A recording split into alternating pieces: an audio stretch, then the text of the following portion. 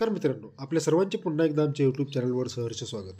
देशातील सर्व सरकारी कर्मचाऱ्यांसाठी आजची अतिशय आनंदाची बातमी. किमान वेतन 51,451 रुपये होणार. जाणून घ्या अधिक ह्या व्हिडिओच्या माध्यमातून.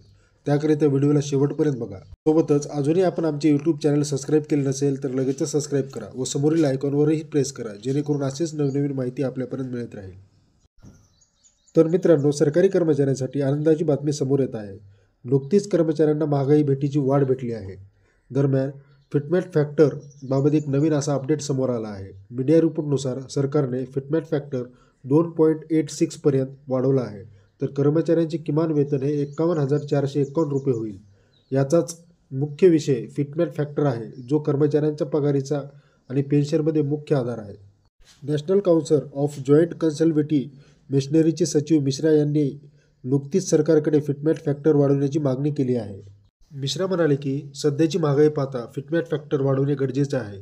त्यामुळे केंद्रीय कर्मचाऱ्यांचे उत्पन्न सुधारेल व त्यांची कार्यशक्ती वाढेल. आता 8व्या वेतन आयोगासाठी फिटमेट फॅक्टर 2.26 तेच 2.86 सुचवण्यात आला आहे. हा प्रस्ताव मान्य झाल्यास किमान पगार हा 51,451 रुपये होईल. धन्यवाद मित्रांनो. जय महाराष्ट्र.